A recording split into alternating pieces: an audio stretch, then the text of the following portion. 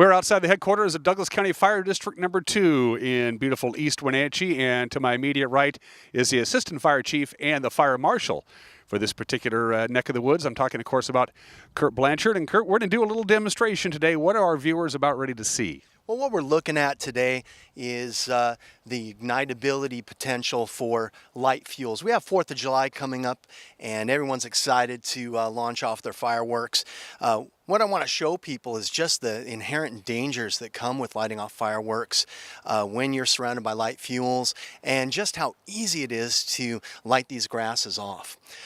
These grasses are the primary carrier fuels for us that start the ignition process, and with these winds and dry conditions in July, of course, we know that we're prone to wildfires in this area. So we're urging people to be real careful, and we're going to do an active demonstration today illustrating just why you need to be so careful.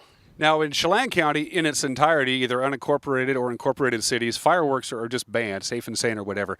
Douglas County is different, though. You have some jurisdictions where it is legal to set off safe and sane fireworks, correct? That's correct, and you need to check with your local authorities and make sure that it is allowed.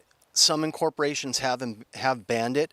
We have allowed people to light off fireworks here in East Wenatchee with hopes that folks get it out of their system here where it's at least manageable and safe with all the roads that we have, and not in the county areas where, of course, it's banned. And is that your job to make sure that they do that, or come Wednesday when it's legal to set them off? I mean, are you going to be running around saying, sorry, you're on the wrong side of the street? How does that work? Well, to the best of our ability. The big thing is we need people to be responsible and to be careful. We have set record levels this year for the most fires this early in the year. And even though we do have some cooler temperatures coming up this 4th of July and blessing us, the reality is, well, case in point, just yesterday our units returned from a pretty significant fire up Eniat that could have been started from fireworks. It's still under investigation. I don't know the details there, but people need to be careful. We can still run a pretty significant incident. Is fireworks on sale right now in some of the areas? I mean, can you go to your local fireworks stand and buy fireworks? Yes. Yesterday they just opened up at 10 o'clock, and fireworks stands will be selling fireworks up until, of course, 4th of July at 9 o'clock p.m. So make sure that you get your fireworks purchased prior to that. And also realize that fireworks cannot be ignited during the day until 1 o'clock p.m.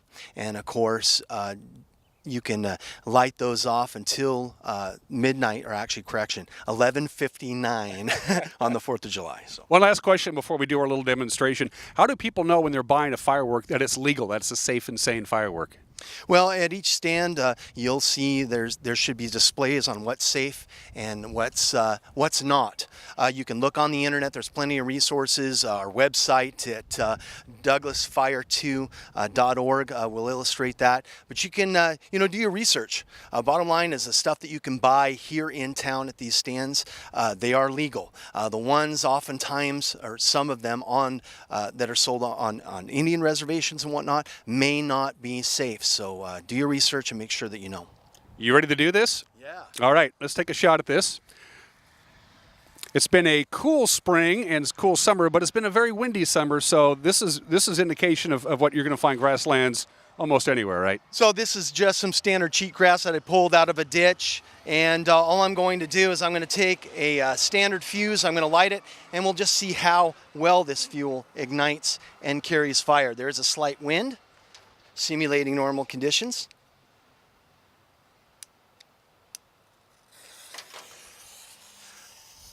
So I'm going to lay this fuse in here. It doesn't take much to ignite these grasses. You can see it's already starting to char, and that's all we need. Once you've started that little char, wind will then propagate the fire and the fuel. And you can see there's actually red embers starting here. And keep in mind, this is early in the morning. These fuels are like sponges, and they absorb the atmospheric moisture, the relative humidity. Relative humidity is up right now, and so this this grass didn't carry the fire right off the bat. It did ignite, however. In the afternoon, we'll definitely see fire propagate through these fuels. And like I said, it doesn't take much. And this is just, keep in mind, a fuse. Yeah, fireworks burn hotter than a fuse, do they not? Absolutely. I mean, sparklers and other effects can be in excess of a couple thousand degrees. And so people need to be mindful of that. If people have any questions at all, can they just contact you guys here at the station? Say, "Am I okay with this, Kurt?" Or we have bought a bunch of fireworks. We're safe and sane. Where can we set them off? That kind of stuff. I mean, you're here to help. Absolutely. You can call your local authorities. Also, you can come into the fire station. We have a lot of literature and information that we can give to you, if not just our personal opinions and experience. So make sure that you know before you light it. From a professional standpoint, would you just assume have fireworks banned? I mean, like they have in the city of Wenatchee and Chelan County.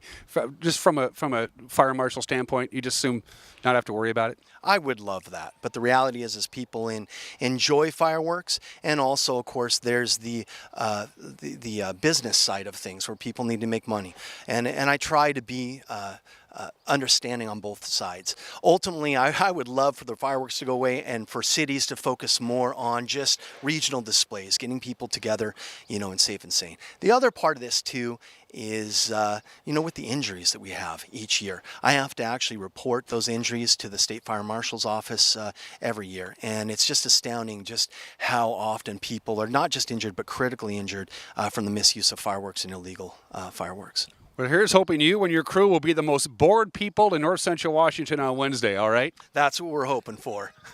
Thank you. Alongside Kurt Blanchard, Douglas County Fire Marshal, I'm Dan Kuntz, NCW Life Channel News.